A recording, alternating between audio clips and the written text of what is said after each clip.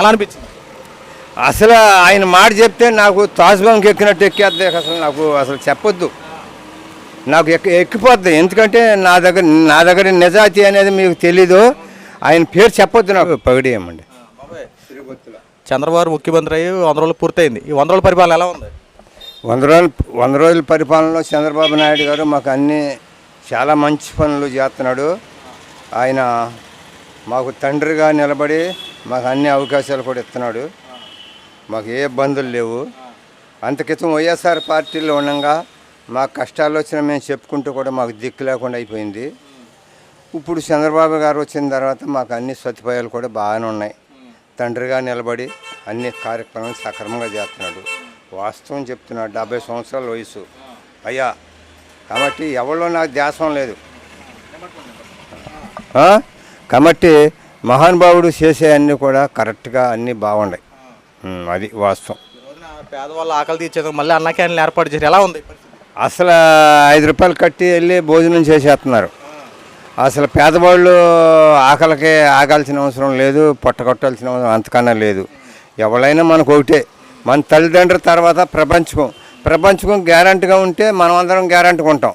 కాబట్టి కొన్ని ఇబ్బందులు నాకు వచ్చినా నేను చెప్తే కూడా నాకు ఎక్కడ దిక్కు లేకుండా పోయింది.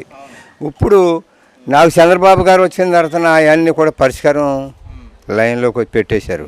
నాకేం బాధ లేదు. ఒకళ్ళ సొమ్ము నాకు అక్కర్లా. అయ్యా, నా సొమ్ము నాకు ఉంటే చాలు. కాబట్టి నువ్వైనా నేనైనా శుభ్రంగా బతకటమే కావాలి. పరిపాలన అనేది ఏలేవాడు మన తండ్రిగా గావించాలి. అప్పుడు మన రక్షణ దొరుకుద్ది. మన తండ్రి సరైన వాళ్ళు లేకపోతే మనం ఎలా బాధపడతాం, అట్లాగే ప్రభుత్వం కూడా అంతే. కాబట్టి ఇవాళ చంద్రబాబు నాయుడు గారు నమస్కారం, ఎన్టీ రామారావు వల్ల మేమందరం కూడా శుభోజయంగా బతుకుతున్నాం. ఇప్పుడు చూసుకుంటే 3,000 రూపాయల పెన్షన్ 4,000 రూపాయలు ఇచ్చాడు. జగన్మోహన్ రెడ్డికి 250 పెంచలా. ఒకేసారి అన్న మాట ప్రకారం 3,000 ఒకసారి, 4,000, 7,000 ఒకసారి ఇచ్చాడు. అన్న మాట ప్రకారం 4,000 రూపాయలు ఇస్తున్నాడు. ఎలా అనిపించింది? అసలు ఆయన మాట చెప్తే నాకు తాజ్బంకి ఎక్కినట్టు ఎక్కేద్ది. అసలు అసలు చెప్పొద్దు, నాకు ఎక్కిపోద్ది. ఎందుకంటే నా దగ్గర నిజాయితీ అనేది మీకు తెలీదు. ఆయన పేరు చెప్పొద్దు నాకు. ఆయనైనా ఒకటే, ఈయనైనా ఒకటే నాకు. కానీ నడకలో మట్టుకి ధనికున్నేమో పైకి లేపాడు, దరిద్రుడిని అడుగులో తొక్కేశాడు. అయ్యా, అవునా కాదా? దరిద్రుడిని తొక్కేశాడు, ధనికుని పైకి తీసేశాడు. చెప్పుకుంటే రక్షణ కూడా ఎక్కడ కాపాడాల. ఏంట్రా అని అడిగినోళ్ళు లేడు. దాని గురించే ఎన్టీ రామారావు అల్లుడు చంద్రబాబు నాయుడు గారు ఇంత క్రితం గతంలో మాకు అన్ని మంచి పనులు చేశాడు. తర్వాత ఇప్పుడు కూడా వచ్చాడు. మాకు ఏ దిలాస లేదయ్యా, అన్నం తిన్నట్టుగానే ఉంది. అది మా పద్ధతి. నేను చెప్తున్నా కదా. 100 రోజులు మొత్తం నచ్చింది అసలు మాకు అసలు నచ్చటం కాదు, ఈ 100 రోజులు కాదు, బుకింగ్ రోజునే మాకు నచ్చి మేము చేయాల్సిన పనులు కూడా చేసేసాం. అరే బాబు, నా మాటేనన్న బాబాయ్ ఏంట అన్నాడు. బాబాయ్ పెద్దవాడు అన్నాడు. మరి మీకు రక్షణ దొరుకుద్ది, మీరు ఆలోచించమన్నా. ఇవాళ అందరూ కూడా నా ఎంటు బోర్డు దగ్గరకు 100 మంది వచ్చేస్తున్నారు. బాబాయ్ నువ్వు చెప్పిన మాట గ్యారంటీ అని. మంచిగా ఉండాలయ్యా, నువ్వైనా నేనైనా, చెడుగా ఉండొద్దు బాబు. గత 5 సంవత్సరాలు చూసుకుంటే కనీసం ప్రజలకు రక్షణ అనేది ఉందా అసలు? నానా, ఒకరోజు నాకు చచ్చిపోయేంత బాధ కలుగుతుంది ఆ మాట్లాడితే. మీరు నాకు ఒక ఇబ్బంది, అనవసరంగా దారాంటి వెళ్తుంటే ఒక ఎదవ నన్ను అనవసరంగా తిట్టాడు. నేను చాలా మేలు చేసే మనిషిని, చాలా అపకారం లేకుండా చూసే మనిషిని, దారాంటిలోని. నేను వెళ్ళి చెప్పుకుంటే నాకు దిక్కు లేకుండా అయిపోయింది, దిక్కు కూడా లేకుండా అయిపోయింది. నేను కనుక కావాలంటే నువ్వు కష్టపడుకోకుండా ఎవరి సొమ్ము దొరికితే నీకు ప్రపంచ జ్ఞానం నీకు తెలీదు. నువ్వు కష్టపడితే నీకు తెలుసుద్దా బాధ అంటూ. అలాగంటే కష్టం తిన్నవాడు మాట నన్ను అన్నాడని చెప్తే నాకు దిక్కు లేకుండా అయిపోయింది. చంద్రబాబు నాయుడు జగన్ చెప్పలేదు, అబ్బాయి చౌదరి చెప్పలేదు. తిరుమతి దేవస్థానం ప్రసాదం లడ్డు గురించి చంద్రబాబు కావాలని చెప్పి జగన్మోహన్ రెడ్డి ఇరికిస్తున్నాడని చెప్పి సోషల్ మీడియాలో, ఈ సాక్షి పేపర్లో కొన్ని ఉన్నాయి.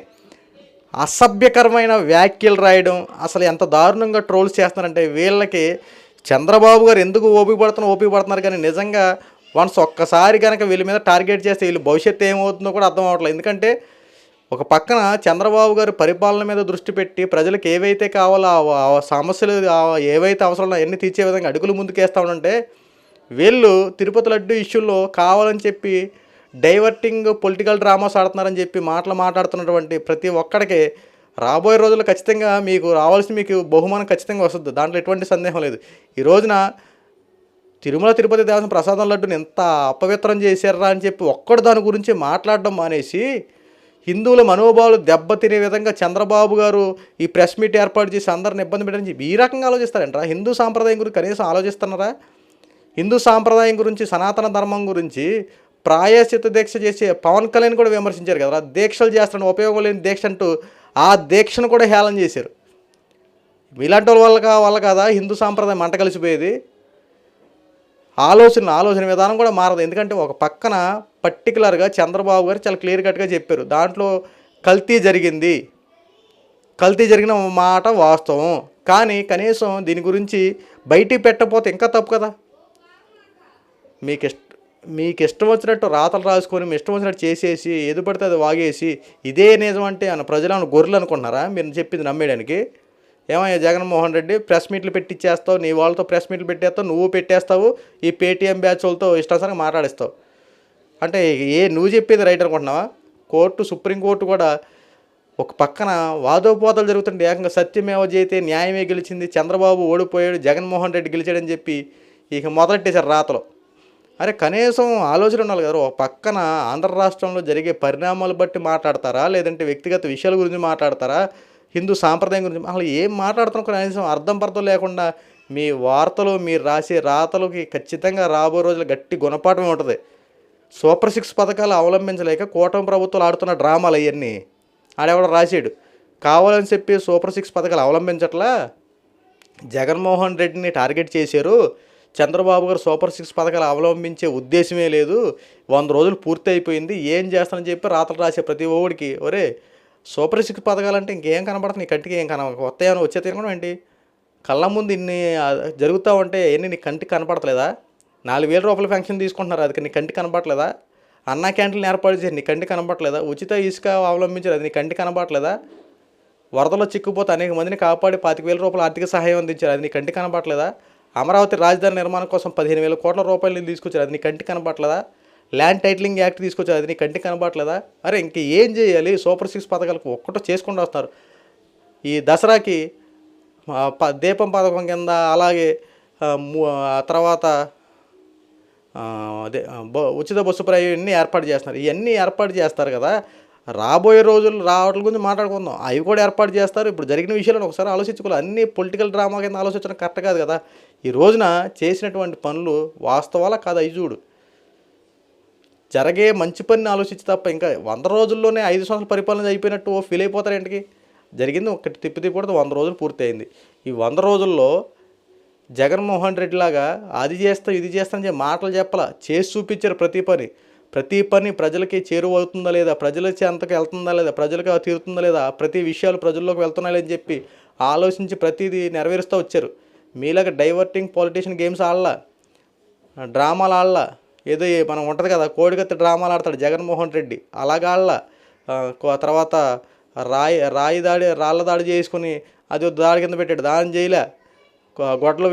బాబాయ్ గొడ్ల పోటు ఇలాంటి డ్రామాలు ఏమల్ల అన్న మాట ప్రకారం అన్నీ ప్రతి అవసరం తీర్చే విధంగా ముందుకు కొనసాగుతూ అన్నీ అందించారు. మీరు ఎన్ని డ్రామాలు ఆడినా, ఎన్ని వేషాలు వేసినా కూటమి ప్రభుత్వం చాలా క్లియర్ కట్గా ఉంది. చంద్రబాబు గారు చాలా క్లియర్గా చెప్పారు. వాళ్ళు రకరకాలుగా వాళ్ళ మాటలు పట్టించుకోవద్దు, ఏదో మాట్లాడారని చెప్పి మనం వాళ్ళకి చేయొద్దు. మన పని ప్రజలకు మంచి చేయడమే. రకరకాల మాటలు పడతారు, కానీ ప్రతిదానికి ఒక టైం వస్తుంది. ఆ టైం వచ్చినప్పుడు చెప్పుద్దాం. ఈ రోజున విజయవాడ వరదల్లో మునిగిపోతే అనేక మందిని కాపాడి ఆర్థిక సహాయం తెచ్చి దాని మీద డ్రామాలు వేస్తానని చెప్పి సహాయక చర్యలు ఏం చేశారు, ఏం చేయిందని చెప్పి కూటమి ప్రభుత్వం సెటైర్లు వేయడం. అది అయిపోయిందంటే తిరుపతి లడ్డు కూడా ఏదో రాజకీయాలు చేయడం. చంద్రబాబుకి ఏమన్నా ఏమీ చేయలే, ఖాళీ కూర్చొని మీ మీద తోతరనుకున్నారంటే, ఆయన తలుచుకున్నాడంటే మీరు ఎక్కడ ఉంటారో అర్థం చేసుకోండి. ఈ రోజున అనేక సమస్యల మీద ఆంధ్ర రాష్ట్రంలో ఇరుక్కుపోయినటువంటి ఈ అప్పుల ఊబిలోండి తీసుకురావడం కోసం విశ్వప్రయత్నాలు చేసుకుంటా చంద్రబాబు పరిపాలన మీద దృష్టి సాధిస్తూ ఉంటే ఏమి చేశారు, ఏమి చెందారని చెప్పి బురద జల్లే రాజకీయాలు చేసుకుంటూ ముందుకు వెళ్ళిపోతున్నారు తప్ప కనీసం అరే ప్రజలకి మనం ఏం చేసామో అందుకే మనం ఓడిపోయామా, రేపు అధికారంలో రావాలంటే మనం ఏం చేయాలి, ప్రజలు మనల్ని ఎలా గుర్తుపెట్టుకుంటారు, ప్రజలకి మనం నమ్మకంగా ఉంటారు, రేపు పొద్దున మనకు అధికారం ఇస్తారా, మనకు అసలు ప్రతిపక్ష హోదా కూడా లేకుండా పోయింది, మనకు 11 సీట్లే దిక్కయ్యి, రేపు పొద్దున ఈ 11 సీట్లు అయిన అసలు మన పార్టీ ఉంటుందా, భూస్థాపితం అయిపోద్దా, మనం ఏం చేయాలని చెప్పి ఈ రకంగా ఆలోచించే విధానమే లేదు. ఎంతసేపు ప్రభుత్వం మీద బురద జల్లడం, శవ రాజకీయాలు చేసుకోవడం, విమర్శించడం. జగన్మోహన్ రెడ్డి నీలాగా విమర్శించిన వాళ్ళని వెంటనే అక్రమ అరెస్టులు చేసి జైల్లో పెట్టి చిత్రహింసలు చంద్రబాబు గారు కనుక ఇప్పుడు చేస్తే అసలు మీరు నోరెత్తుతారు ఒక్కలైనా? చంద్రబాబు గారు నిజంగా ఈ కుళ్ళు రాజకీయాలు ఎలాంటివి చేస్తే మీరు ఒక్కరైనా ఉంటారా?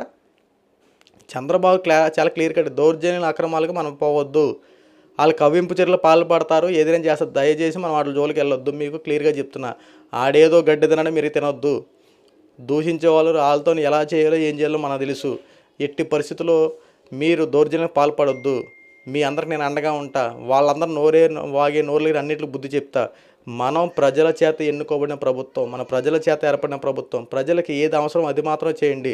కార్యకర్తల దగ్గర నుంచి ఎమ్మెల్యే గెలిచిన నాయకుల వరకు అందరూ ప్రజా సమస్యల పట్ల పోరాడండి, ప్రజలకు అవసరమైన ప్రతి విధానాన్ని వాళ్ళకి అవలంబించడం ముందుకెళ్ళండి. అంతే తప్ప వాళ్ళు విమర్శించే వాళ్ళకి నేను సరైన సమాధానం చెప్తా, అప్పటి వరకు ఓపిక పట్టండి, మన పని మనం చేసుకోవడం అని చెప్పి చంద్రబాబు గారు చాలా క్లియర్ కట్గా చెప్పారు. కాబట్టి ఏ కార్యకర్తలు ఈరోజు నోరు మెదపట్ల. ఇప్పటికైనా మీరు కుళ్ళు రాజకీయాలు చేసుకోవడం, శవ రాజకీయాలు చేయడం మానకపోతే రాబోయే రోజుల్లో మీకు ఇంకా దారుణమైన పరిస్థితులు ఉంటాయి.